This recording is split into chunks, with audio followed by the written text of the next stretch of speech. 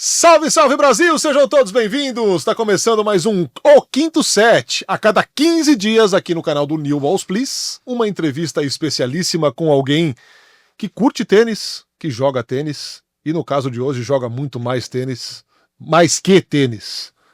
Né, Fino? Disse ele que O currículo do homem é razoável. O esporte que também tem a rede dividindo no meio. E aí você fala que você entende de vôlei, você jogou vôlei, hoje é teu dia. Não, eu brinquei. Agora todo mundo, esses agora caras jogam. tudo pianinho agora, né? Bruno Rezende é o nosso convidado de hoje, mais um atleta de voleibol que senta aqui para conversarmos a respeito de tênis, de vôlei, é claro, de carreira, porque a carreira dele é espetacular, campeão de absolutamente tudo.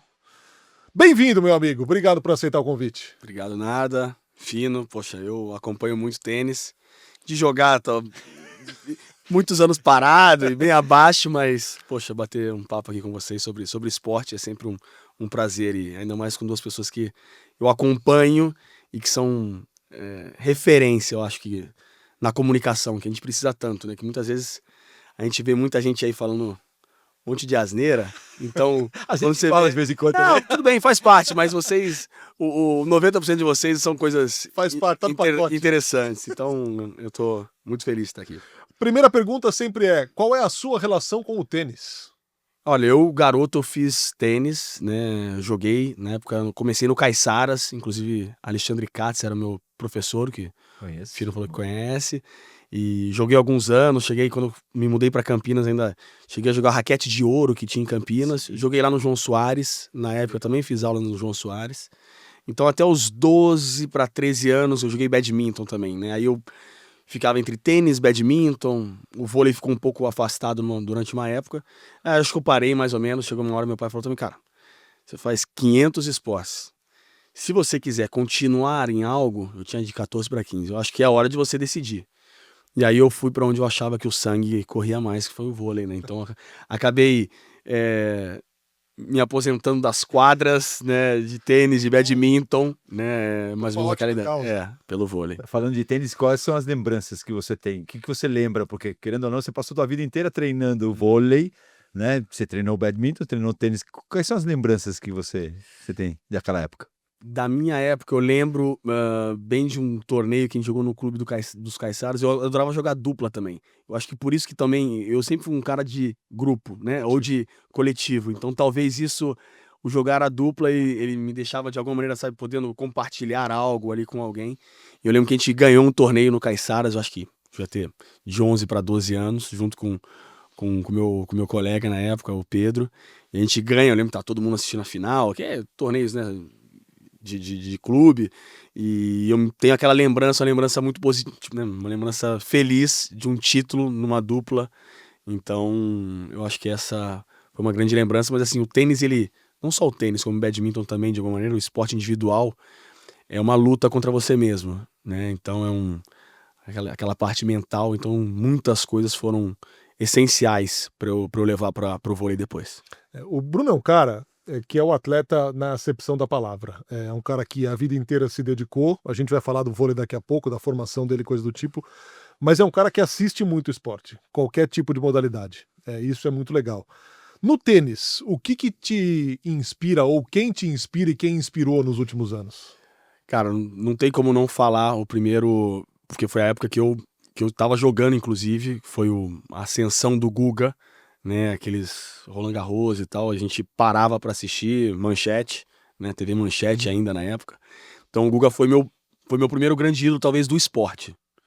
Romário, 94, e o Guga foi o meu grande ídolo do esporte. Então, depois tive a honra de conhecer ele em Floripa na época, então, quando eu joguei muitos anos lá, e eu acompanhava muito, então, Fino, ele, Davis, adorava assistir os jogos da Davis daquela época, Guga, Fino, Jaime Sims, o André Sá foi um pouquinho depois, né? Sim.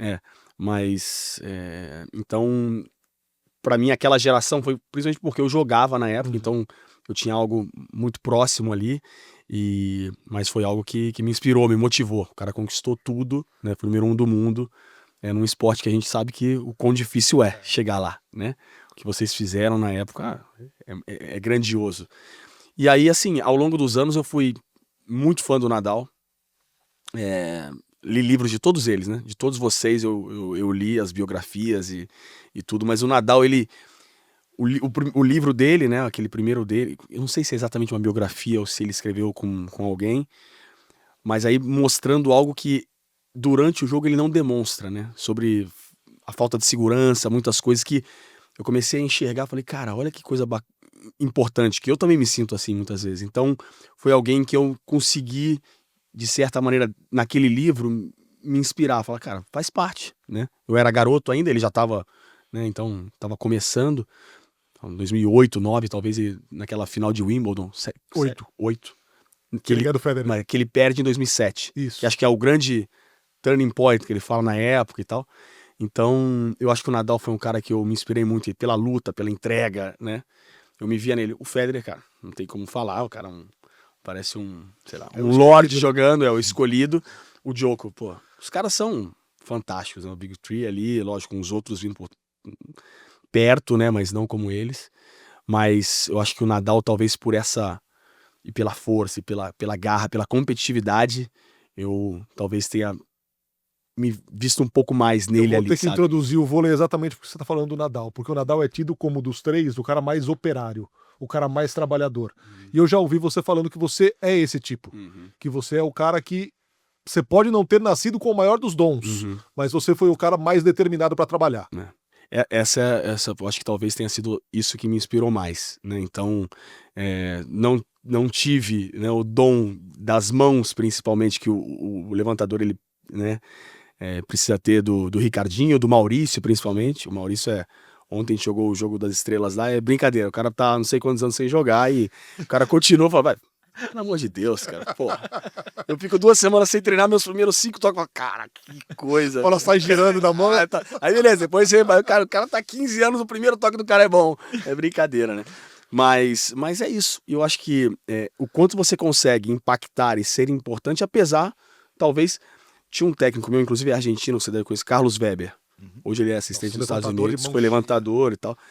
E ele fala que cada atleta é um diamante. E uns precisam lapidar mais, outros menos, né? Que talvez o dom seja maior. Então, eu tive que ser um cara operário, principalmente para o levantamento. O vôlei eu já sentia, né?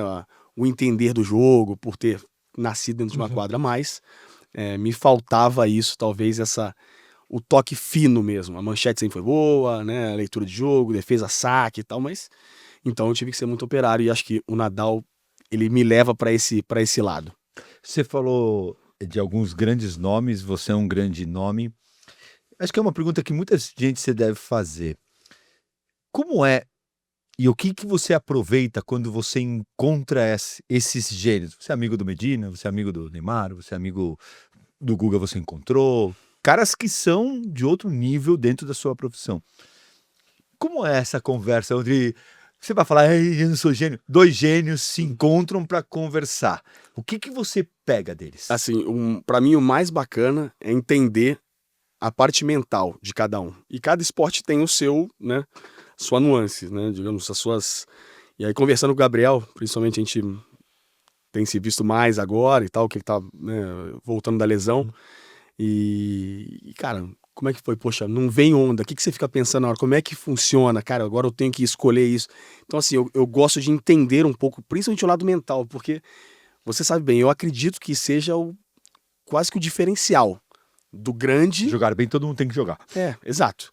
Do bom, do grande, mas do jeito... É isso. Se o cara não tem o mental, ele não vai chegar lá. Entendeu? Então, a minha tentativa é de entender isso, né? Não tive oportunidade com o Guga, mesmo com você, de saber o que você pensa nessa hora, na hora de break, né? Que você tem que sacar o que eu vou fazer, eu vou mais seguro, eu vou menos.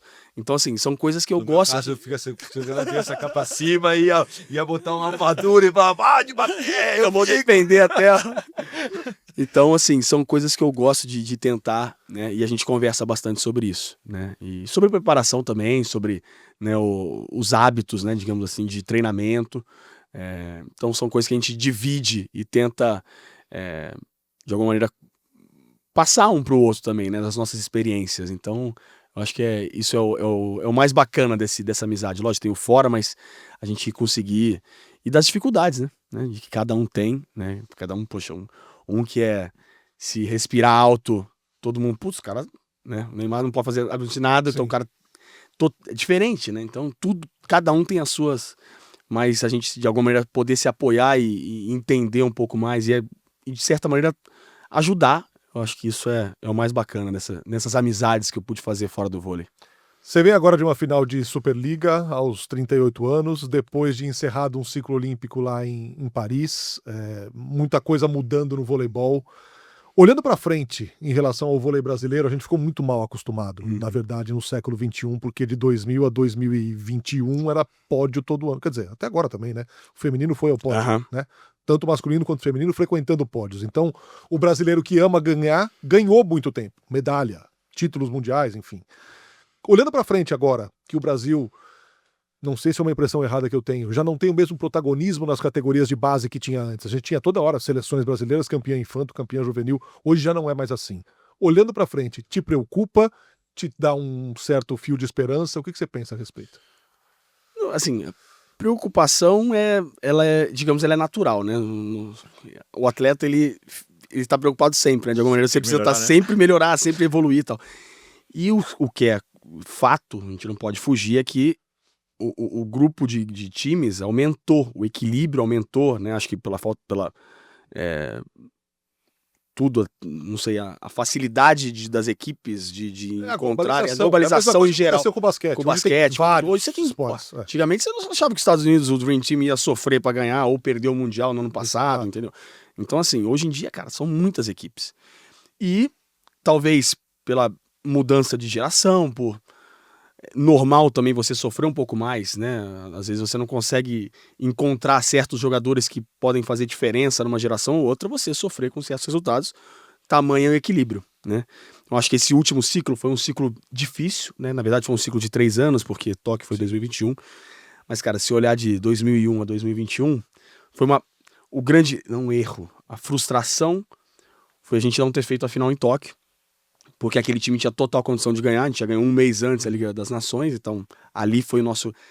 Você perder aquela semifinal para a Rússia ganhando aquele terceiro set, depois 15-13 com a Argentina no bronze, sair dali sem medalha foi um grande golpe pra gente, e a gente sabe que ali nos frustrou muito. E aí consegue o bronze em 2022, mas a gente sabe que não foi um ciclo bom, foi um ciclo, né, abaixo daquilo que a gente gostaria, e com os resultados atrás, você se frustra ainda mais. Mas eu vejo assim, temos condições de brigar. Eu não vejo ninguém sobrando, entendeu? Talvez 1 ou 2 seleções tenham mais possibilidades, mas eu acho que a gente pode brigar, vai ter que sangrar, né? É isso, nesse momento. Mas eu vejo com bons olhos essa renovação, e a gente espera, aí vai ser decidido em detalhes, em jogos ali, um momento ou outro, mas eu tenho essa esperança sempre. A gente trouxe aqui vários nomes gigantes, assim, pessoas incríveis. E tirando, óbvio, a resposta normal que a gente dá, trabalho, por que você acha que o Bruno chegou onde chegou? E às vezes muita gente também mais talentosa que você mesmo falou.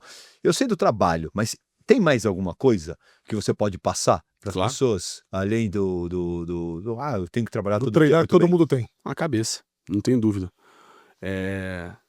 Pós-Londres foi um momento para mim, talvez o mais difícil da minha carreira. A gente teve 2 gold medal points, né, lá em Londres contra a Rússia, e o time jogando bem, aquele time era fantástico e tal, e quando você tá tão perto do teu sonho, você com certeza já teve jogos que você, cara, podia ter ganho esse título, algo assim, e, cara, final olímpica, você com tudo ali, parecia que eu tinha perdido o chão, né? Então foi um momento que, assim, eu tava totalmente preparado tecnicamente, fisicamente, taticamente, mas tinha algo que eu ia precisar evoluir, e era na parte mental, em controlar melhor minhas emoções em certos momentos, em como gerenciar, né, dificuldades, né, dentro de um set ou pós um set difícil, né? Poxa, você tá para fechar o set, perde. Como é que eu volto pro próximo? Então, tudo isso ele me levou primeiro a me sentir meio que no fundo do poço, a perder a paixão pelo vôlei, a ter um pouco do ódio, sabe, dentro, cara. Não quero nunca não mais. Quero mais, sabe, esse negócio. E aí reencontrar isso, e aí eu fui buscar ajuda, né? Então, tive profissionais que me ajudaram em relação a isso, né? O Juliano, que é marido da Ali. Fui buscar também no yoga o Orlando Cane, do Rio, que trabalha com Fernanda Keller, Rickson Gracie, com várias pessoas. E foi ali que eu consegui mudar a chave. Além da parte que isso nunca vai mudar em relação à dedicação, né, treinamento, comprometimento, tudo isso, mas de me cuidar nessa parte, né, em relação à meditação, respiração, coisas que talvez eu não, para mim não era natural, ainda mais jovem, né? E cara, isso foi para mim o que mudou, eu acredito, para eu ter conquistado depois dali inúmeras outras coisas e não só isso, e ter me levantado de outra maneira após as derrotas, entendeu? Porque elas são contínuas. E isso não é um trabalho que foi feito naquela hora. Só em 2012, 2013 que eu tava mal. Ganhei depois de 2016, agora... Porque a vida de um atleta, ela é assim. É montanha-russa. Então você precisa... É um trabalho contínuo, né? Então continuar... E é isso que eu tento passar para os mais jovens, às vezes, sabe? O tabu naquela época dessa parte mental, ele era muito grande ainda. Hoje é lógico que as equipes normalmente têm, os atletas têm, né, esse acompanhamento, mas eu gosto de reforçar que isso, sem dúvida alguma, me levou para um outro patamar a nível de, principalmente de gerenciar melhor minhas emoções e essas dificuldades durante uma carreira. Para você doeu, eu tenho que te fazer essa pergunta, eu conheço você, conheço teu pai, para você te doeu sempre a comparação, a dúvida de algumas pessoas babacas, o questionamento de pessoas que queriam enfiar o dedo na hora que a gente sabe que tem os dois lados. Isso é inerente do próprio meio, do jornalismo e do fã, né? Não adianta a gente achar que a gente vai ser bem quisto por todo mundo e todo mundo entende as convocações ou isso em algum momento te doeu ou te dói? Doeu, com certeza. No início, pra mim, principalmente as pessoas me perguntam no início da minha carreira. O início não, cara, porque o início é aquela coisa da criança, né? Do prazer de estar ali e tal. Pô, meu pai já era até da seleção e eu comecei ali seleção juvenil, paulista e tal, mas, cara, eu tô me divertindo.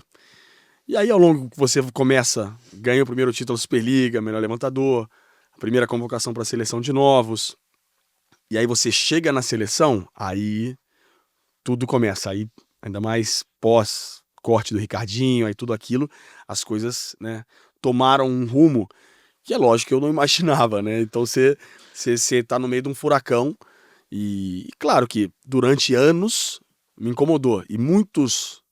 Eu falo, eu não posso ser hipócrita e dizer que isso não serviu como combustível também. De ter aquela, né? Vou mostrar. Entendeu? Então o título olímpico, eu lembro no primeiro momento, tem uma foto minha com o Lucarelli que tá meio que me abraçando, que assim, é um momento só assim, de total, parece que descarrego de raiva de tudo aquilo que eu escutei durante anos, né? E que eu achei que ia ser em Londres, que tava tão próximo, né? E aí eu tive que esperar mais 4 anos para descarregar aquilo. Entendeu? Então, assim, em vários momentos é isso. É mostrar. Não tem como você dizer que isso de alguma maneira não serviu como combustível. Então, lógico que incomodou. Não posso dizer que não. Mas, ao longo dos anos, você também, quando você para pensar de alguma maneira, você, hoje, principalmente mais velho, durante, você acaba não tendo esses momentos de parar e entender um pouco o que você tem feito, né? O teu legado, aquilo que você tem deixado. Poxa, a minha saída da Itália, as pessoas, E a minha ida para a Itália foi muito importante por causa disso, porque eu fiquei longe. Entendi. Entendeu? Então você tira isso. Lá não interessa se é o filho Bernardino ou não. Você tem que jogar, você tem que produzir, né, performar e conquistar o teu espaço. Por você. Que teu pai não é, entendeu? Aqui não, sempre tem de alguma maneira, essa comparação, essa relação, né? Então lá para mim foi, cara, outro divisor de águas na minha carreira, que eu fui primeira vez em 2011 um playoff, depois em 2013, e ali que eu conquistei muitas coisas lá, e poxa, sair de lá com esse respeito, admiração, carinho, mostra que, cara, tá vendo? Longe, sem precisar de absolutamente nada, entendeu? Eu conquistei tudo. Mas foi algo que te provocou assim, tipo, eu preciso disso? Na época, não. Não? Foi meio que ao acaso. Eu não esperava jogar fora do Brasil. Mas eu entendi, depois que eu fui, que eu, primeiro pelo lado, né, aspecto técnico de evolução, era importante jogar lá fora contra os melhores. E depois eu senti, cara, sabe, é legal isso. É legal ser você mesmo, entendeu? Você não tá sempre, não à sombra, mas um pouco, né, de alguma maneira, sempre sendo relacionado ao teu pai, né? E que é normal, natural, né? Mas mas não era algo pensado, mas foi muito Mas importante, tal sabe? qual no ouro, a hora que você ganha uma Champions League, por exemplo, você fala, porra, eu estou aqui, eu mereço estar aqui, isso aqui Exato. me pertence, É isso. independentemente de quem é meu pai, minha mãe, coisa do tipo. Exato. Então, com certeza, isso ajudou muito. Continuando e o último a respeito disso, como é estar no meio? Eu sou um cara que, sempre que a gente fala sobre pais metidos no tênis, e no tênis tem muita gente, eu acho que você pode ajudar muito.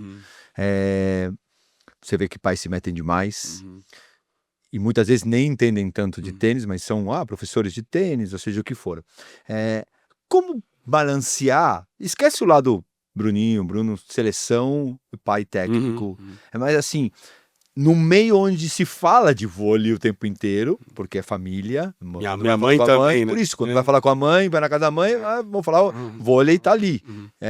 Como que balancear isso? Até onde essa linha não pode ser ultrapassada? Ou sempre é ultrapassada? Não, ela de alguma maneira, é difícil dizer. Eu acho que ela sempre vai. A bola vai sempre pegar na linha, porque ela vai triscar ali, entendeu? Ela não vai nem ficar de lá nem de cá, vai estar sempre ali.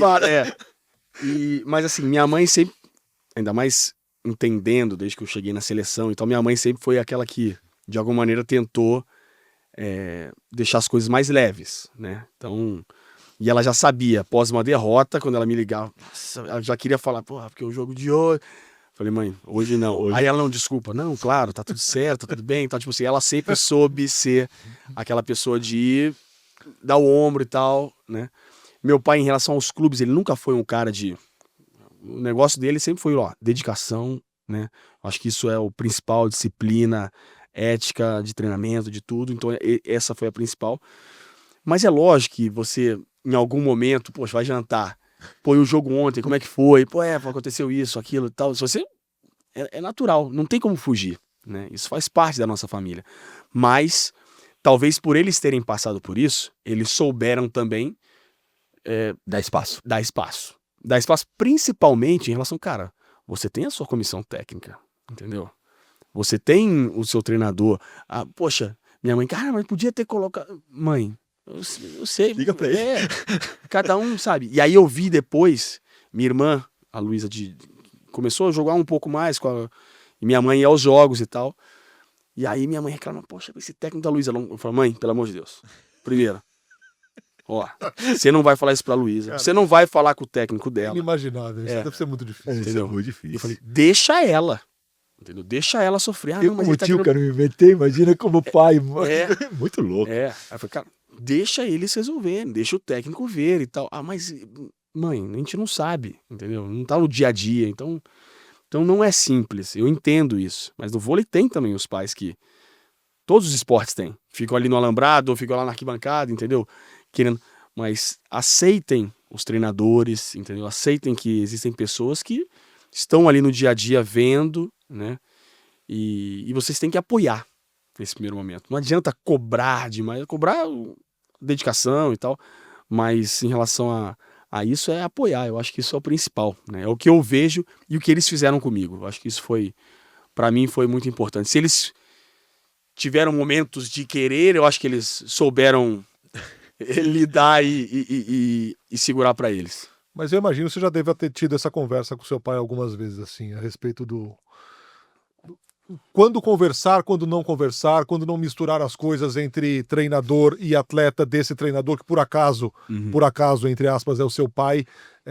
Imagino que para ele tenha sido um trabalho muito complicado, de uma equação muito difícil de se resolver na cabeça. Com certeza. O início foi pesado, né?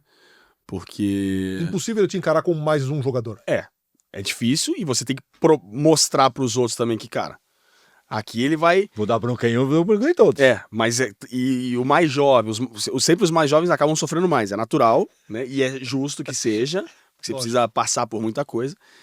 E além disso, o mais jovem é o teu filho, então mostrar e aí botar um ao quadrado ali pra... Então isso fez parte no nosso início, né? 6, 7, 8... Eu lembro de ter me afastado da parte pessoal do pai e filho, as folgas.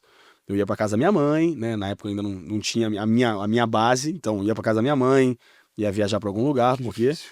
você não quero ter o meu treinador, que a gente não consegue mudar ali. Ali tá muito, entendeu? Forte aquele momento, né? E na seleção, a maior vitrine, né? Aquela seleção ganhava tudo, então Sim. todo mundo. Então, cara, pelo amor de Deus, quero meu espaço, né? Então a gente se afastou, como pai e filho, a gente se afastou durante esse período de 2006 até, eu acho que 2013, quando eu viro capitão também, aí já passou por muita coisa, né? As conquistas, a experiência, a maturidade Eu ia te nossa. perguntar, é uma questão de maturidade, Maturidade. ou de costume com a Eu situação? acho que maturidade, de tudo, né? Às vezes de não se, de entender que todo mundo respeita aquilo, que todo mundo me respeita, que todo mundo respeita ele, que sabe? Se tornou uma coisa de certa maneira natural ali dentro.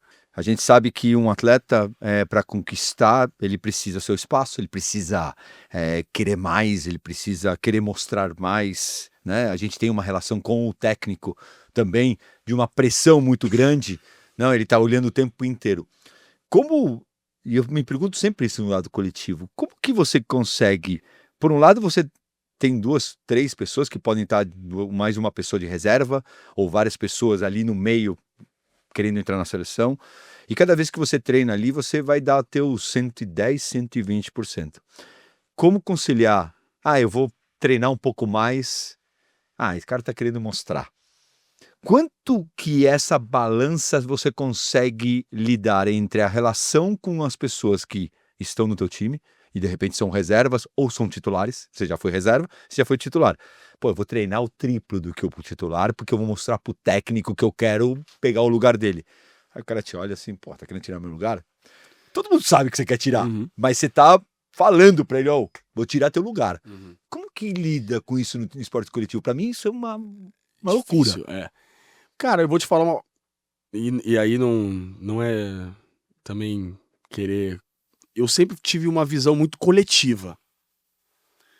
Pra mim, assim, o mais importante é o time vencer. Sempre. Então eu sempre acreditei nas escolhas e desde que eu fui cortado da minha primeira seleção juvenil, que é uma frustração grande e tal, lógico que você quer fazer parte, é lógico que aquilo de alguma maneira te deixa uma marca, mas de alguma maneira te motiva a isso, a treinar mais. E ali dentro, é lógico que quando eu era reserva, mas eu sabia que o meu momento vai chegar, entendeu? Ou eu não estou bem nesse momento, mas eu vou trabalhar para voltar. Mas eu sempre tive uma visão coletiva, eu acreditei sempre no que fosse melhor para o time. E eu sempre acreditei que era isso, sabe? Eu acho que essa é a minha visão muito, digamos, talvez, coletiva mesmo, de, cara, eu não me importo de ser o protagonista disso aqui, sabe? Que talvez pro tênis é impossível, é você ali, você, né? Então, não querendo dizer que vocês são mais egoístas. E Talvez, somos. talvez E é um esporte que você talvez precisa, né? Ou mesmo a Fórmula 1. Difícil, como é que você vai ser amigo do teu companheiro de equipe? Deixa o cara Difícil, passar? cara. Deixar o cara passar e... É difícil, é difícil. Mas num time mesmo coletivo, é lógico, aqui, existe uma disputa sadia, lógico, tipo, ninguém aqui vai brigar, porrada e tal, mas eu acho que essa é a visão principal. O que é o melhor para o time, entendeu? Eu quero vencer. Se eu vencer no banco, dando água, Mas pegando a toalha... né, Bruninho? Então... Porque quantas vezes você deve ter visto o cara tirar o cara e o cara ficar... Eu já vi várias Sei vezes. da E a minha tentativa é tentar explicar, é tentar conversar, é tentar... Mas eu, graças a Deus, talvez por ter vindo de uma família de atletas, ou por eu sempre tive esse entendimento, sabe? E eu acho que isso que, de certa maneira, também me ajudou a ser quem eu sou e a talvez ser capitão onde eu passei por ter essa visão. Então, assim, as melhores vitórias pra mim, poxa, eu lembro da Brasil e Argentina quartas de 2016. O último ponto do jogo, o William entra na inversão, 24-23, momento tenso e tal. O William entra, não tinha jogado aquele jogo, acho que ele tinha entrado na inversão primeiro set e tal. Ele fez talvez uma das defesas mais importantes da Olimpíada, né? O Decheco larga de segunda, ele sai, a gente brinca, debaixo do taraflex, ali debaixo do tapete, salva a bola pro Wallace, a gente fecha 25-23 as quartas de final contra a Argentina, um jogo chave, né? Quartas de final. E aí, cara, aí tem uma foto nossa, eu, ele e o Serginho, a gente abraçado, assim, comemorando. E o quanto aquilo ali é, sabe? Ou alguém que entra do banco e faz um bloqueio numa hora importante, sabe? Porque o grupo, ele é sempre o mais importante do que um, entendeu? Então, essa é a visão que eu gosto de tentar passar para os atletas, sabe? Para os meus companheiros, para os mais jovens, principalmente. Cara, a tua hora vai chegar, continua, entendeu? Firme, se dedicando. Saiba esperar o teu momento. Essa é a visão. Não sei se todos, mas eu vejo. Lógico que eu vejo caras que... porra, tem vários, né? Caras que são mais egoístas, que não têm talvez essa maturidade, né? Esse equilíbrio. Mas é isso, conversando, né? Tentando mostrar e vendo que as vitórias de grupo, é por isso que o esporte coletivo é tão bacana, porque você consegue compartilhar essas alegrias, entendeu? Além, poxa, você vence sozinho, claro, com o seu staff, comissão técnica, mas você compartilhar com pessoas que você gosta, então você criar algo fora que seja especial, grupos especiais, pô, você ter hoje um grupo de 2016 ainda que se fala, sabe, pessoas que criam amizade, ou eu encontro no Jogo das Estrelas, pô, Serginho, a gente lembrar de história, porque você foto de ontem cria, é demais. você cria coisas que vão além, entendeu? Que naquele momento foram muito especiais, muito fortes, essa conexão, entendeu? E esses títulos, essas vitórias que nos, né, digamos que nos conectaram para sempre, né? Falando de 2016, naquele momento, a seleção feminina até carregava uma esperança maior, porque vinha de um bicampeonato olímpico, vocês tinham perdido a final e ficou engasgado, já falou aqui, você teve que restartar para voltar a ter paixão por aquilo. Vocês vão lá e ganham na despedida do Serginho, que era um elemento muito forte dentro daquele vestiário. Tudo que se ouve falar sobre aquele jogo, sobre aquela campanha, tem muito a ver com o Serginho e a despedida dele. Conta um pouco como foi isso, como foi você já falou aqui de um descarrego abraçado com o Lucarelli. Pareceu um momento assim de uma catarse coletiva dentro de um Maracanãzinho, que é um templo do vôlei. Acho que, cara, tudo contribuiu para que fosse algo épico do jeito que foi. É uma das coisas que eu me apeguei ao longo desse trabalho de 2013, foi no entender que tudo tem um porquê, né? De trabalhar essa fé, essa esperança, cada um com a sua religião e tal, isso não, né? Mas cada um com a sua fé, com a sua esperança, de que você fazendo as coisas da maneira certa, né? As coisas vão acontecer. E eu lembro da gente ter perdido a Liga Mundial um mês antes, na Polônia, e a gente tá voltando, cara. A gente tinha perdido final do Mundial 2012, Olimpíada daquele jeito, final do Mundial em 2014 na Polônia, e aí a Liga Mundial 2016, pré-Olimpíada. E aí era aquela coisa de bater na trave, cara. O time treinando igual, sabe, aquela loucura, né? Meu pai pegando no pé e a gente bem, mas que chegava na hora do dia da final, alguma coisa acontecia, o time adversário jogava muito, a gente jogava baixo e poxa, será que a gente vai ficar marcado, né? Não vai conseguir ganhar e tal. E o Wallace chega pra mim no aeroporto, a gente tava embarcando de volta. Cara, o que acontece? Que a gente vai chegar na final e vai perder e tal. Eu falei, cara, tenha fé que no momento mais importante a gente vai conquistar, a gente vai conseguir. Então tinha uma fé muito grande. É lógico que, né? Você vai jogar aquele jogo com a França podendo cair fora antes das quartas de final, você não lembra daquela mais 24-23, você acha que...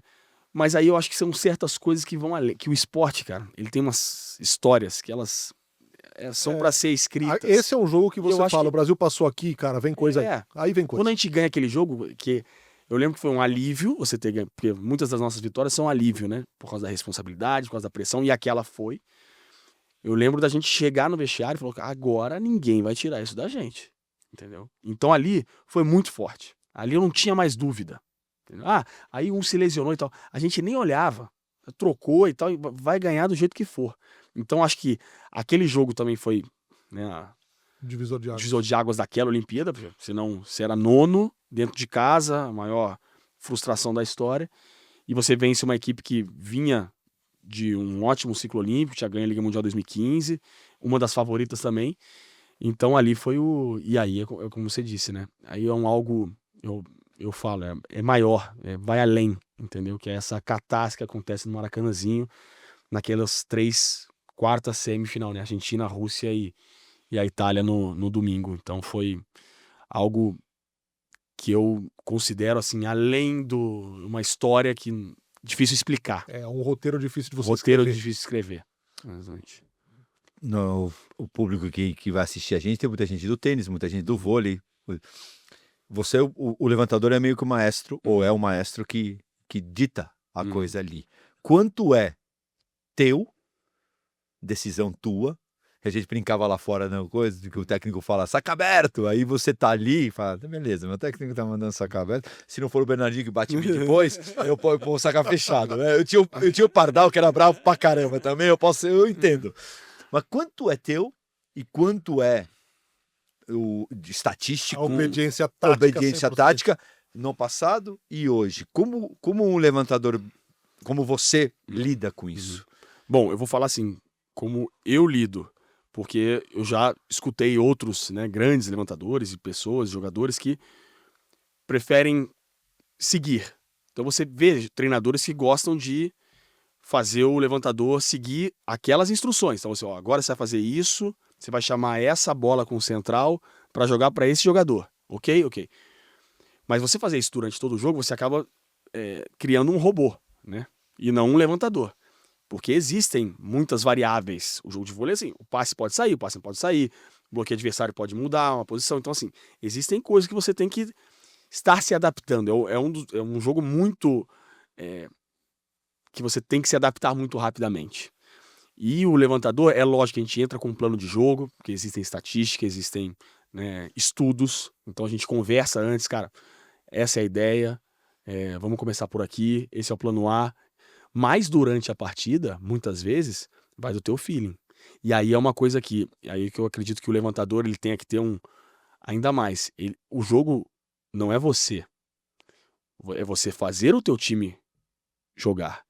Então é entender quem você tá do lado. Poxa, tô olhando aqui pro Nath, sentir ele um pouco mais nervoso, não rodou essas 2 últimas bolas, como é que... Eu sei que ele vai ficar sozinho, que o bloqueio não vai pra cima dele, mas não é ele agora o cara de rodar essa bola. Então, eu vou, meu irmão, o filme ele tá voando ali atrás, entendeu? Era o Wallace, Pode às vezes eu botar sei, 3. vai 3, mas eu vou no cara que tá nesse momento que eu tô assim, que o cara vem em mim, então são vários sentimentos ali durante a partida que você vai tendo que entender e muitas vezes ser mais previsível, né? Todo mundo fala, o levantador tem que ser imprevisível. Concordo. Mas muitas vezes ele tem que ser eficiente, eficaz, entendeu? Então você tem que... Essa é a balança do levantador, né? E por isso entender e ser humilde de dizer, cara, não é a minha mágica agora que vai funcionar. Não é a minha total imprevisibilidade para... É lógico, existem jogos que, cara, as coisas acontecem. Você sabe, aqueles dias perfeitos, né? Que tudo flui, que você faz o que você quiser, é mágica, as coisas acontecem. Mas nem sempre é assim. Então você tem que ir criando um plano. Não deu certo, sentir um pouco mais os jogadores que você tá ali, cada momento de cada jogador, entendeu?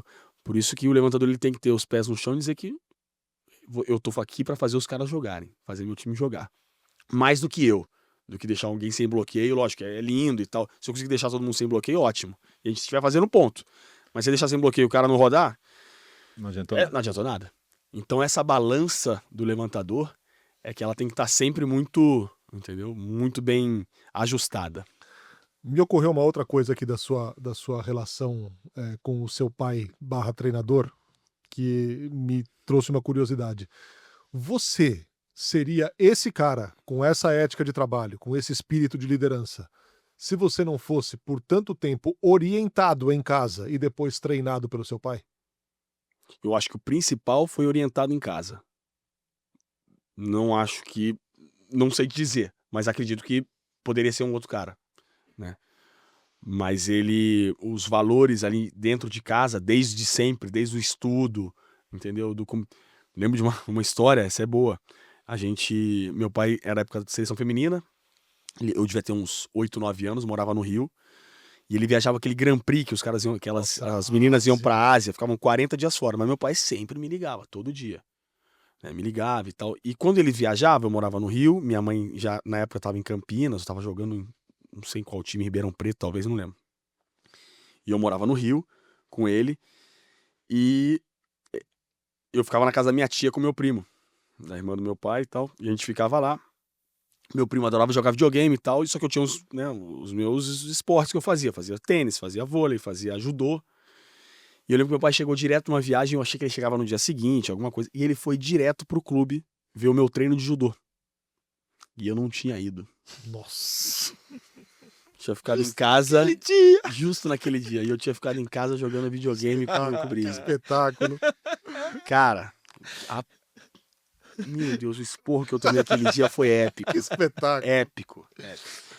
E aí, ali é uma amostra que é o seguinte: você não quer fazer judô, você não vai fazer judô. Mas se você se comprometeu, você Faz direito. faz direito. Então foi sempre assim, seja na escola, seja no judô, seja no badminton, entendeu? Então, isso aí me moldou, sem dúvida alguma, com a minha mãe também com essa disciplina, um pouco mais leve, né? Talvez menos né? militar, mas digamos com essa disciplina também. E aí eu acho que assim, o depois são os exemplos que você vai tendo de jogadores também, né? Treinadores, jogadores. Você não vai ser esse cara aqui se você não pagar o preço.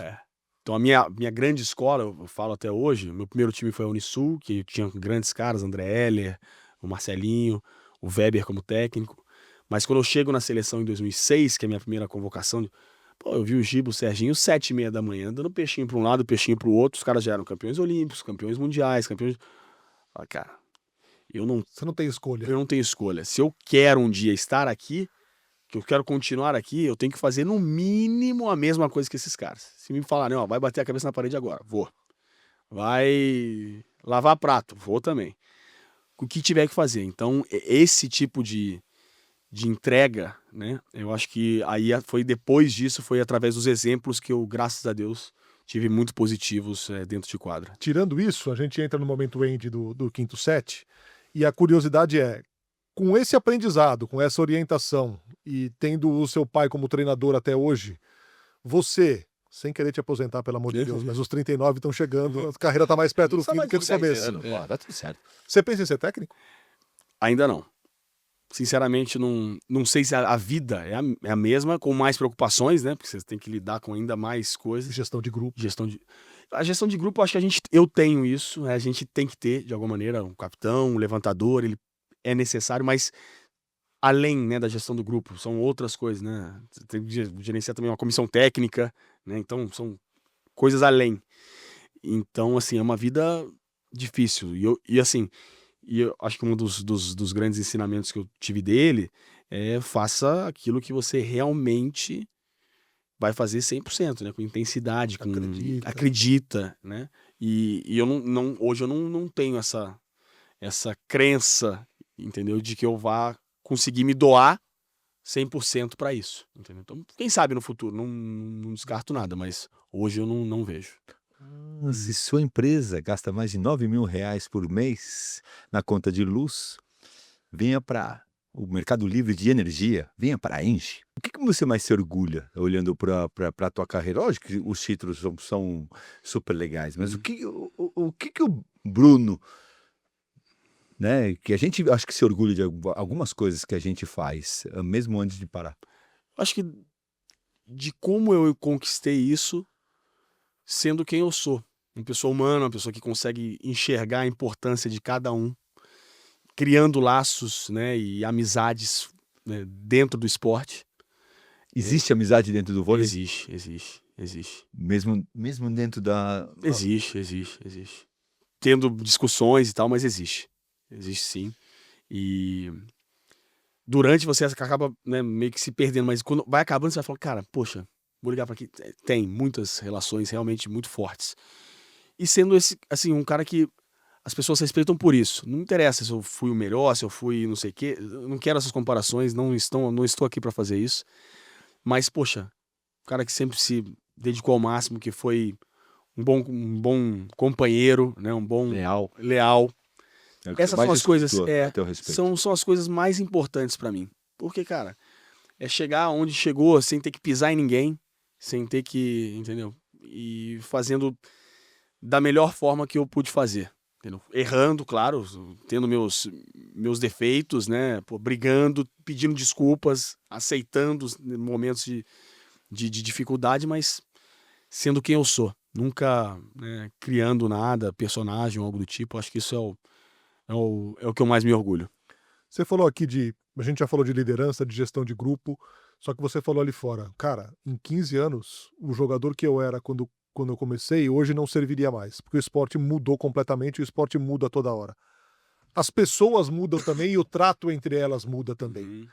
O Bruno líder pela primeira vez lá atrás, quando se tornou capitão, pode ser o mesmo Bruno hoje como líder e capitão de uma equipe? Jamais. O Bernardinho lá de trás, que rasga a camisa, que grita, que esperneia, pode ser o mesmo? Jamais. E como faz para se adaptar a isso? É. Para cobrar sem agredir. Uhum. Eu não acho que é você entender. Entender que a gente está em outro momento, em outra geração, em outra. Isso aqui mudou a vida de todo mundo. A gente sabe disso. Então as relações elas mudaram. Tudo mudou. Então eu não posso querer que muitas vezes o cara me entenda. Então você tem que ter empatia de não julgar que às vezes a pessoa não consegue ter aquela visão que você tem lá de trás, né? De anos atrás. A gente fala muito disso, né? Pega os mais velhos e fala, pô, na nossa época. Mas, cara, os caras não viveram aquela época. Entendeu? É uma outra geração, é uma outra época. Então, nós temos também, é lógico, certos valores são. A gente tem que. Não são negociáveis. Certas coisas não são negociáveis. Justo. Né? Isso. Disciplina, compromisso, dedicação, Isso aí não. cumprimento de horário. Tudo isso não tem que. Não existe mais ou menos nisso. Agora, outros comportamentos a gente tem que. Você tem que se adaptar também. Você tem que ter essa. Cara, eu vou ter que lidar com isso. Então, aprender. Né? Uma das coisas que eu, ao longo dos anos, para mim foi. É de estar mais próximo dos jovens também. Então, assim, agora em Campinas, pô, os moleques não têm carro. Vou lá, dou carona pra molecada e tal, converso. Lógico, tento passar um pouco da minha experiência, tento entender um pouco como é que eles pensam hoje.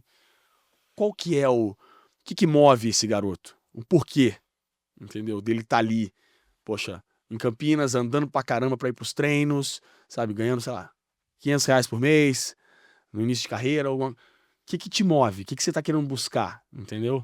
Então, tudo isso pra você conseguir criar uma relação para lidar dentro de quadro e talvez poder ajudá-lo melhor, né? Eu acho que são coisas que são fundamentais para a gente conseguir continuar de alguma maneira liderando, continuar entendendo, né? E quando você sente que talvez você chega no limite disso também, é porque é hora de... Teve momentos que o cara, falei, cara, não tô conseguindo mais ajudar como eu poderia ajudar nesse sentido. Não estão comprando o meu discurso. É. Então, cara, a culpa não é deles, entendeu? Eu acho que é um passo para trás porque eu vou precisar melhorar em relação a isso. A gente falou dos mais jovens e é impossível a gente não falar. Você já falou a respeito de aposentadoria um dia vai chegar. Uhum. Como que você vê isso? Como você é o do cara que quando eu começar a fazer mais feio, eu vou me aposentar. Tem muita gente que fala assim, quando o circuito me tirar, eu saio, antes de começar a perceber que já não estou jogando tão bem. Eu vou até a última consequência, porque o meu nome não vai ser intacto. Por exemplo, o Guga jogou alguns campeonatos, perdendo para cara que não... Mas o nome dele é intacto. Como que você vê? E você passa isso pela tua cabeça? Cada vez que você... Primeiro, eu já sei que eu não sou mais o mesmo de alguns anos atrás. Eu tenho essa consciência. Que eu não consigo performar talvez na mesma constância de 4 anos atrás, entendeu? O meu auge passou. Acho que todo mundo tem, né, esses momentos.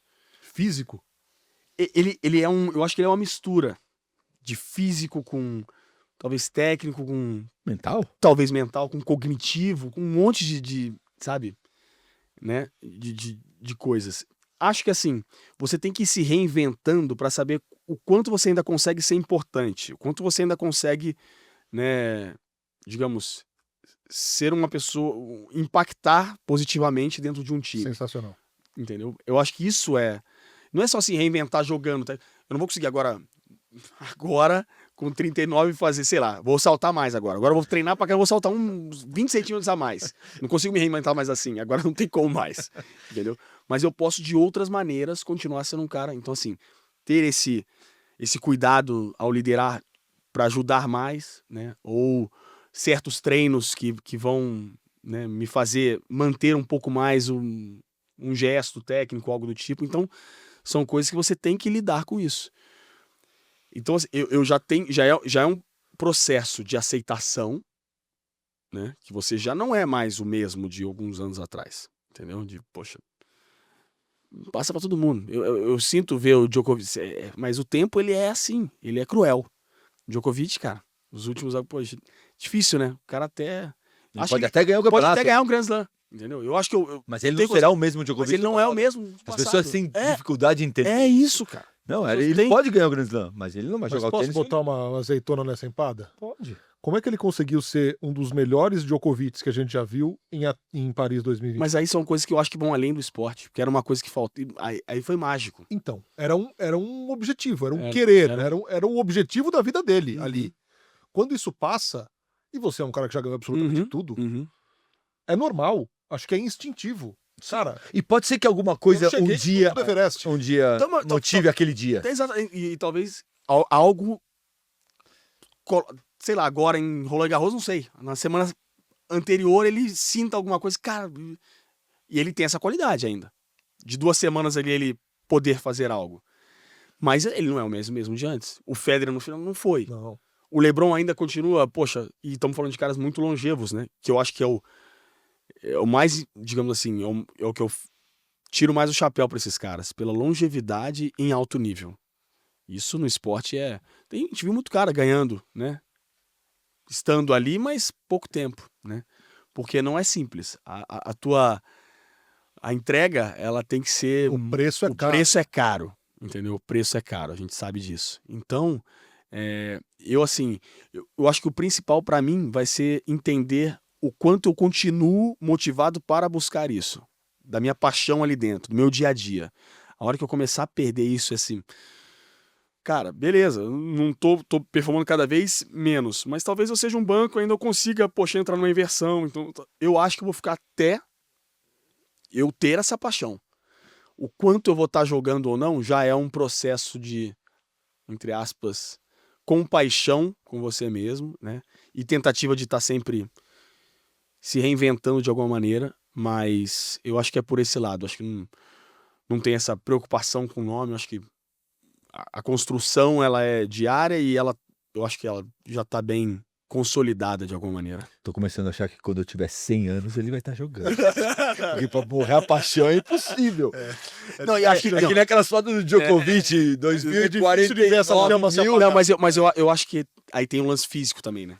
Das lesões. Sim. Que, cara, a gente sabe também, né? Tipo, pô, o Google ele não conseguia mais. Exato. Aquela entrevista dele na Costa Sauípe, Exato. A despedida, Ela é- o discurso cara, de despedida triste. dele é de cortar o eu não coração. consigo, entendeu? A questão é que ele não conseguia. Não é questão... Não era paixão ali. Então, assim, tem esse lado também. Hoje, acho que a medicina melhorou, então, graças a Deus, a gente consegue, né? Se você se cuidar e tal, você talvez consiga estar íntegro, né? Então, mas esse fator lesões, no tênis ela é ainda mais cruel, né? Ela acabou com a carreira do Nadal, a do Federer, do Guga, de todos, né? É difícil. Mas aí não acho que seja paixão. Ali acho que é o desgaste da máquina. Você não é do tempo em que, imagino eu, você não chegou ou jogou de moleque sem um piso adequado, sem um Taraflex, por exemplo. Não, Jogou garoto sim. garoto. Sim, sim. No profissional, não. Mas sempre se falou dessa história do voleibol porque se salta muito, o desgaste é muito grande, o impacto é muito grande. Só que assim como no tênis, a gente viu as coisas evoluírem. O próprio piso, os calçados, a recuperação, a prevenção. Você acha que quanto disso é responsável por você estar jogando aos 39 anos de idade? Ah, tem. Bastante. Em relação a treinamento, né? Antigamente se treinava correndo muito, né? E o tênis era um negocinho Tênis e negócio. Então você corria em volta da lagoa, corria em volta não sei de onde, subia a escada, né? Escada. Subia a arquibancada pra caramba e tal. E eram treinos muito mais desgastantes, né? 3 horas e tal. Hoje as pessoas, né, a parte de treinamento mais focada na qualidade, talvez menos de quantidade, né? Então, além disso, a parte da prevenção, ela sempre foi fundamental, né? Não só a recuperação, mas a prevenção. Ao longo desses anos vem crescendo cada vez mais, então eu vejo, né, os preparadores buscando, né, juntamente com os fisioterapeutas, é um trabalho meio que conjunto ali em relação à prevenção e preparação física. Então, tudo isso, cara, crescendo, eu acho que a gente vai ver cada vez mais atletas mais longevos. Eu acho que isso é o caminho, né? Eu tenho uma pergunta, pode ser dura, mas eu acho que de atleta para atleta. Se você pudesse dar um conselho ou uma visão para o momento que a Bia vive, que eu acho que todo atleta já viveu um momento e você já viveu ruim, e um conselho ou uma visão no momento que o João vive, que são 2 momentos diferentes, né? A Bia já chegou a 10 do mundo e hoje tá num momento de dificuldade, e o João, um Embora garotão, seja 20. embora seja 20, tudo bem, mas Excelente. e o João, um garotão que todo mundo é o hype do momento, todo mundo falando, qualquer esporte fala dele. Como que você vê esse mundo que Cara, não é teu, mas é teu também? primeiro que eu adoro assistir os dois, né? Sou fã e tive a oportunidade de conhecer os dois, né? Tanto o João quanto a Bia. Assim, a Bia, a gente sabe que o esporte, e eu acredito que no tênis seja a mesma coisa, conversando assim, às vezes tentando ver entrevistas e tal, a confiança ela é chave, né? Pro vôlei também, é confiança. Quando você tá confiante, as coisas fluem e tal. Quando você começa a duvidar, existe aquele momento de insegurança, né, dos resultados.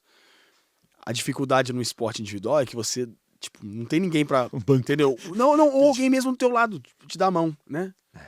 Então assim, eu tenho, poxa, chego pro central e falo, cara, hoje essa bola não tá saindo. Então vamos fazer essa aqui, que é feijão com arrozinho aqui, entendeu? Ou então um passador que tá sofrendo no passo, os caras estão caçando ele. Fecha mais a quadra lá, deixa ele com menos espaço. Então você consegue, de alguma maneira, não sempre, às vezes você não consegue se esconder também, se omitir, né? Ou seja, no basquete, pô, o cara não tá arremessando bem, mas o cara pode fazer uma boa defesa, o cara tem outras. O tênis você não tem como você se esconder. Você pode fazer um jogo mais defensivo hoje, que as coisas não estão entrando, mas você te esganha do mesmo jeito, né? Você tem que dar um passo atrás, mas... Então, assim, que ela possa, primeiro, entender que a nossa carreira é isso. A gente vai ter esses momentos de insegurança, de falta de confiança, e que só através do trabalho, lógico, a parte mental é muito importante, mas tentar controlar aquilo que ela pode controlar, né? Então, tentar tirar um pouco dessa... Hoje em dia é mais difícil ainda a gente lidar, porque são muitas vozes, né? A internet, ela cresceu muito as vozes que são coerentes, são, né, críticas que têm um porquê, outras que... comentários dos haters que é triste, né? Chega a ser triste, é deplorável, mas é o que a gente vive no mundo de hoje. Mas que ela possa controlar aquilo que ela, né, que é o trabalho dela no dia a dia e nos jogos, ir se encontrando, né? E só através disso. Foi a primeira insegurança que eu tive lá atrás, em 2010, numa Liga Mundial, que o cara travei. Tive que acabar saindo, porque o levantador também, se você não performa, você não tem como se esconder. Porque a bola vai vir, entendeu? A bola passa por por você. Então, esses caras. Não passa pra mim. Então, não sei o que, eu vou ficar largando de segunda. Pô, você tinha o Serginho pra levantar. Faz o passe na mão dele e levanta, porra. Pô, tira o passe pra vocês levantarem aí, entendeu? Eu não tenho como me esconder. Então, assim, o levantador, se ele jogar mal, 95% do time vai perder. Entendeu? E não quer dizer que se você jogar bem, você vai ganhar, né? Então, é uma posição complicada. E aí, a única coisa que eu pude fazer naquele momento que eu ainda não tinha aquela ajuda da parte mental e tal, era de trabalho, de repetição, de buscar aquilo que me dava confiança. E o treino sempre foi algo que... Então, quando eu sentia que eu preciso treinar, o treino é aquilo que vai me dar confiança. Ela precisa encontrar qual que é o dela, né? Sei lá, a série do Alcaraz, eu vi o Alcaraz falou no momento que ele... Cara, eu tava com uma cabeça, vou pra Ibiza. Ferreiro puto com ele e tal, não sei o quê, mas, cara, aí o cara volta, ganha. Vai dizer o quê? Você vai falar o quê? Cada um tem que se Aquele momento entender. eu precisava. Aquele momento eu O precisava. Guga ia pra Biarritz surfar. Momento Aquele momento- escuro dele. Aquele momento, ele precisava desconectar. Então, cada um tem que encontrar, sabe? Eu acho que ela precisa se encontrar com ela mesma pra voltar a ser aquilo que a gente, né, sempre viu. E eu tenho certeza que ela vai voltar, não tenho dúvida disso. E pro João, cara, Continue afastado das redes sociais. perfeito, isso aí. Essa eu falo pra todo mundo, né, cara? Essa eu falo pra todo mundo. Meu pai brincou até com as meninas do time dele, fez uma hashtag. Falou, ó, vocês querem usar essas merdas de Instagram, não sei o que e tal? Bota lá, hashtag a culpa é do Bernardinho. Porque senão vocês... Ele falou pra mim que ele usou isso aí agora no time dele lá do Flamengo, que o time tava indo mal. Entendeu? Pra vocês pararem de... Entendeu? Mas o time do tamanho do Flamengo. É, Pouca gente. exato. Não. Então falou, cara, sabe? A culpa é do Bernardinho. Hashtag a culpa é do Bernardinho. Pô, eu já passei por tudo, deixa tá tudo bem, entendeu? A casca tá mais grossa aqui, entendeu? Então, essa é boa, né? Eu achei boa dele. Então, assim, primeiro eu acho que é isso. E, cara, as expectativas, elas são grandes pelo fato deles realmente ter esse talento, ter essa, né? Dá pra ver. Mas eu vejo nele, cara, um cara que eu não tenho dúvida do que ele vai conquistar. É que a gente espera... Ontem. A gente espera ontem e um, né? Esse que é o nosso, né? A gente... medalha de ouro no Vale. É, Tá, jura? e agora? É. Entendeu? Então, pô, você não perdeu a primeira rodada pro... Perdeu a rodada pro Tommy Paul. É, pô, Cara, Marchand, joga pra Marchand. caramba. Tommy Paul quase tirou assim, né, agora na semifinal. Então, assim, são caras que... E o tênis é a mesma coisa. Os top 100 é difícil. Então, assim, que ele continue tendo a evolução, né? E a paciência de saber que ele vai encontrar momentos assim. Que ele não perca, acho que o principal é isso. Que ele não queira acelerar, né? Ele já tá, o processo, ele já tá, eu acredito que Não, já tá muito adiantado. muito adiantado. Muito, Entendeu? Então muito. tenha isso, continue trabalhando, acho que ele tem a dedicação, o foco, a cabeça dele. Eu não tenho dúvida que ele vai ser top 10. Todo mundo espera o mais breve possível, mas, cara, ele vai chegar. Ele vai chegar. Quanto que o tênis, ter praticado, treinado o tênis, jogado o tênis, te ajudou na sua vida como jogador de vôlei, assim, para tomada de decisão, para momentos difíceis, para não travar, como acontece com qualquer atleta? Como eu era muito jovem ainda, eu acho que você ainda é... Eu brinco, né? Quando você é mais jovem, você é Mas mais irresponsável. É um pouco, quase que irracional, né? Não consigo ver você responsável, desculpa. Cara, eu era. Não, cara, eu me vejo jogos lá atrás, sei lá, jogos Florianópolis, CIMED, Florianópolis em 2005, 2006. Que o Dirceu me pegou por aqui, que era um armário de 2 metros, que no match point pro Minas, no jogo 3, lá no Mineirinho, no 31-30, eu dei a bola pro pior atacante, que era um central, que era um cara muito bom de bloqueio, mas era ruim de ataque, que era o Gustavo Fole. E eu forcei uma bola de meio pra ele, o cara rodou, o Dirceu veio atrás, e aí tava indo pro saque, o Dirceu veio atrás de mim, próxima vez que você fizer isso, eu vou te matar. Tipo assim, e eu na hora, você tá no... Cara, entendeu? Eu tinha 19 anos. Instinto puro. Instinto puro. Com a idade, não é que você continua tendo um instinto, mas você acaba racionalizando um pouco mais as coisas, né? Então, na época, eu acho que eu não consigo ter essa ideia no tênis, sabe, disso. Você jogava. Mas eu acredito muito na parte física, assim, que o badminton me deu, o jogo de pés, né? É muito importante. Pro levantador, ele é fundamental. Quanto mais você consegue ter esse, né, o deslocamento de conseguir chegar embaixo da bola, para você ter todas as opções toda hora. Então, isso foi a parte física foi muito importante. Você teve em muitos lugares, em grandes eventos com muitos campeonatos. Você conseguiu ver alguma coisa, algum tênis, alguma coisa? De falar, eu fui ver esse jogo, conversei com aquele jogador. Eu fui ver semifinal de Roland Garros, Djokovic Musetti. Fui ver agora em Paris. Foi a primeira vez que eu consegui ir a um jogo. Foi o primeiro evento não de vôlei de uma Olimpíada das 5 que eu fui, juro. Caraca. Eu não consegui curtir nada das Olimpíadas. Nada. Aí agora a gente perdeu antes, eu consegui assistir esse jogo, consegui assistir vôlei feminino, vôlei de praia ganhando, as final das meninas, né? Então eu consegui alguns eventos, eu não tinha conseguido ver nada. E não consegui nem o Rio Open, a gente tava viajando e tal. Esse é um dos meus sonhos, ir em alguns Grand Slam, conseguir na Fórmula 1, que era uma coisa que eu queria, que eu ainda não tinha visto, mas eu quero ir num Grand Slam, não sei qual, mas eu quero poder assistir. Quero ir no Rio Open também. Pô, agora virou... Determinado o menino? É. Né? É azar sim, né? É um pouco focado, né? Então Mas eu vi Djokovic e Musetti a semifinal de Roland Garros. Tava lá em cima, mas foi muito legal. Você já falou aqui da parte técnica, tática, de ter jogado na Itália. O quanto te enriqueceu enquanto pessoa ter vivido num outro país, aprendido uma outra língua, ser adorado por um outro tipo de pessoas que não só os brasileiros?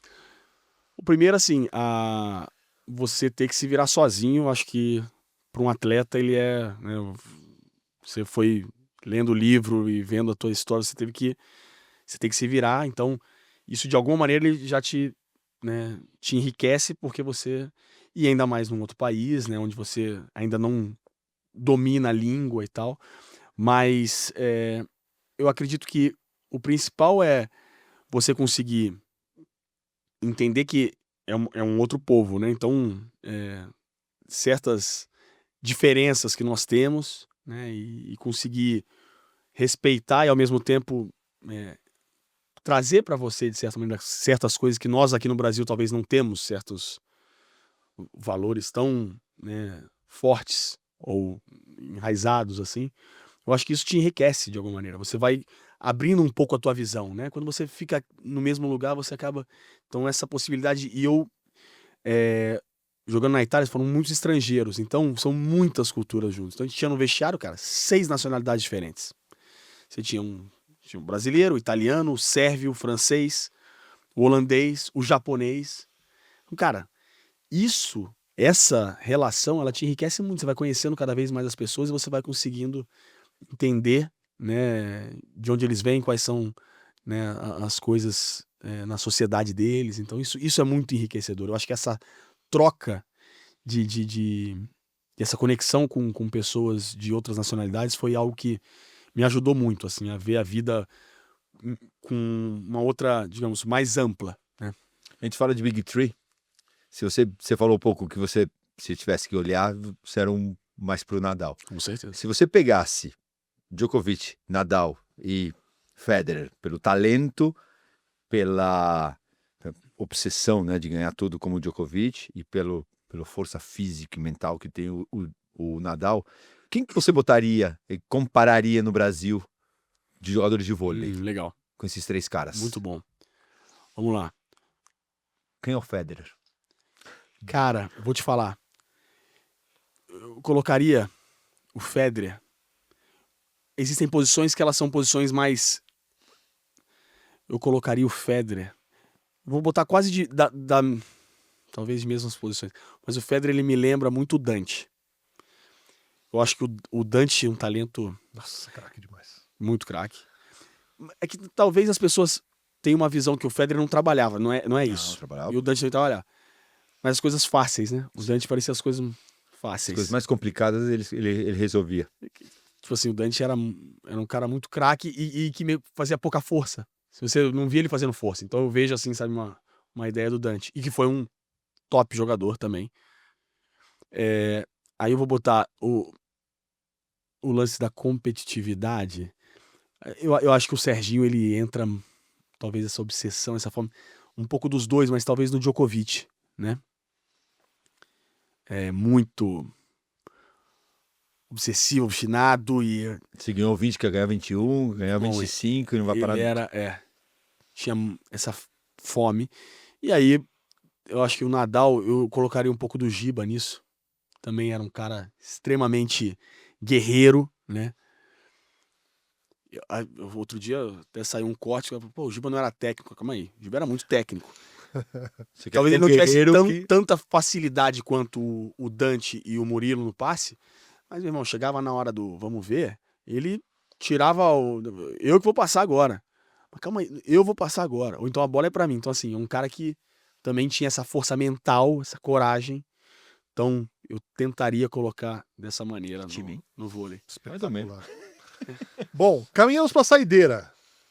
No tênis, se você pudesse bater bola com um jogador por 1 hora, quem você escolheria? Posso falar um atual?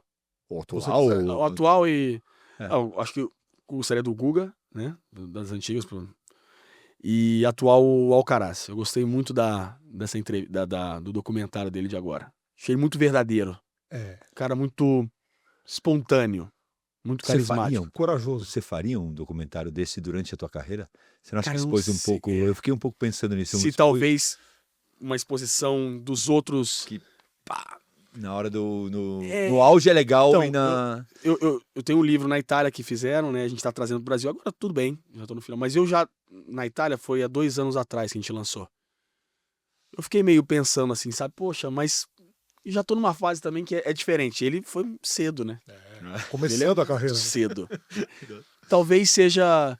Mas eu acho que ele Mas ele não trouxe coisa mudaria. muito Ele legal. trouxe coisas interessantes, cara. Ele trouxe uma reflexão que, assim, a minha maneira, né? Fala muito sobre isso. É do meu jeito. Eu acho que ele é um cara que é um cara dedicado, me parece. Mas que, cara, tem momentos que ele... E muita gente pensou no Neymar quando veio essa história do A Mi Maneira. É. Agora, são outros momentos, né? Sim, Totalmente, sim. não, o Neymar mas tá que o bem mais Neymar- velho. Exato, exatamente. né, Mas experiência. é por aí. É uma coisa meio que... Eu não me importo muito com o que os outros pensam. Eu acho que talvez a gente mais velho, a gente acaba tendo essa preocupação, sabe? Sempre... Uhum. Por um lado, isso é bom. O cara... É lógico, você tem que ter disciplina, tem que ter dedicação, você não pode fazer tudo aquilo que dá na tua telha, né? Mas você ter esse... Equilibradamente, você ter Cara, eu preciso desse momento. Eu acho que é legal a pessoa passar isso. Saber que nem sempre é só como as pessoas acham que tem que ser. Exato. Você tá no comando do negócio também, né? E você vai ter que sofrer as consequências caso isso dê errado, né? Então, você é o responsável Ele por fala aquilo. claramente, eu não quero ser escravo do tênis. É isso. Como foram os 3, né? O Big Three. Como a gente falou aqui, o preço é caro. O preço é caro. Big Three dos companheiros com quem você jogou. Quem são os caras mais craques? Craques? Serve internacional também. Putz, esse é muito difícil, né? Cara, eu falo assim, os caras mais... Que pra mim, no momento, foram, digamos... Porque tem muitos, né? Eu joguei com muita gente boa, velho. É muito difícil fazer isso. Dá pra fazer Big Three de cada posição, né? Exato. É Ponta 1, ponteiro 2, oposto. Cara, central. primeiro que a geração, né, do diamante que a gente brinca, aquela ali, cara, os caras são, pra mim, fora de série, assim, são, sem dúvida, a minha maior inspiração, todos eles. Mas eu colocaria Ngapé, francês. Nossa, A gente teve uma sinergia, a gente é muito Conexão. amigo, uma conexão, e o cara, ele vê o jogo antes. É impressionante. E ele fez, quando ele ganhou 2 Olimpíadas estando fora de forma. Sabe, quando o cara é... Mas ele, na época, no auge, quando a gente ganhou tudo lá em Modena, ele é absurdo, absurdo. E a visão de jogo, e decisão, e coragem, impressionante. Eu falo que o Serginho não tem como... Maior líbero da o história. maior líbero da história, e é o que não é só a parte técnica, Tati, é o quanto ele impactou os seus grupos, o quanto ele impactou em relação a tudo, entendeu? Ele também não era o cara que tinha a melhor manchete, uma coisa... Mas, cara, Era ele um fazia... querer, Era um querer, e era motivar você, motivar o outro, entendeu? E aí a torcida, saber isso. Então você consegue ser um cara que, além de jogar muito, você consegue impactar muito fortemente no teu time. E aí eu vou para um lado de amizade e também de, digamos, de dominância dentro de uma posição, que foi o Lucão. Alto nível, muitos anos, e dominante. Pô, não à toa foi MVP da Superliga agora, com 39 anos, e ganhou tudo, sempre sendo um jogador muito dominante na posição dele. Não. Uma pessoa que você escolheria para bater um papo por 1 hora. Qualquer pessoa. Pode ser atleta, não atleta, pode Vai ser ser o que você atleta. quiser. Não tem como. Com todo respeito a todo mundo, pô. Ao que você trabalha? É o que você trabalha, a todos vocês, mas as histórias do esporte, cara, eu já vi todos os documentários, de tudo, até de cricket eu assisti outro dia. Difícil, hein, cara. Acho que eu falaria hoje. Eu gosto. Um cara atual ainda. Talvez Curry. Gostaria de Steph Curry. Sensacional, hein? Um cara underdog também, que ninguém esperava. O cara. O maior arremessador da Pô, história. o cara se tornou, e sei lá, acho que seria ele. Hoje, um cara atual seria ele. Não vale o Thiaguinho. Qual música, banda, cantor ou cantora te fazem parar pra ouvir? Não vale o Thiaguinho. Não vale, porque senão eu ia falar sempre essa. Sei, todo mundo sabe que eu falo ele, pô, toda hora, pô. Pensando que ele escutando o carro, agora vindo. Não, eu gosto de. Eu gosto muito de música brasileira em geral e tal. Belo eu escuto muito também. Belo. E no seu baú de memórias, a melhor e a pior lembrança da sua carreira? A pior seria Londres, mas assim, ela foi tão importante que eu acho que não dá pra colocar ela como pior, porque ela mudou a minha vida. Eu coloquei Zé Arnaldo, mas eu tô revendo isso. Eu acho que ela não foi tão ruim quanto eu. Você só enxerga isso depois de maduro, depois de conquistar o que você conquistou. Exato. Eu colocaria. Eu acho que Tóquio foi muito frustrante. A de Tóquio foi. Todas as derrotas elas machucam muito, né? A de Tóquio ela marcou porque quando você sabe que você tem condição de fazer mais, né, de alguma maneira, eu acho que difícil. Ali foi dura. Colocaria essa hoje. E a melhor? Rio. Não tem como, Apesar que esse é o momento também do porta-bandeira na Olimpíada. Foi pena que foi no ano de Tóquio, né, que tava tudo... Tava vazio. Mas, o Rio, né? Aquele momento é mágico. E nem o final, acho que a hora de subir no pódio ali escutar o hino, aquilo ali Se pudesse parar o tempo, para o tempo. Né? Para o tempo da tua carreira Quero morar no PAN de 2003 Santiago, você lá em cima escutando. Cara, aquilo ali Quero morar aqui pra sempre. É isso. Aquele era o momento. A minha família ali, eu vejo minha avó de cadeira de roda ali, meu avô, minha mãe, meu pai. Pô, todo mundo, entendeu? Então é muito especial. Bruno Rezende. Assina a bolinha, por favor. Um autógrafo em bolinha de tênis, você não tá muito acostumado, imagino eu. Não. Primeiro, talvez.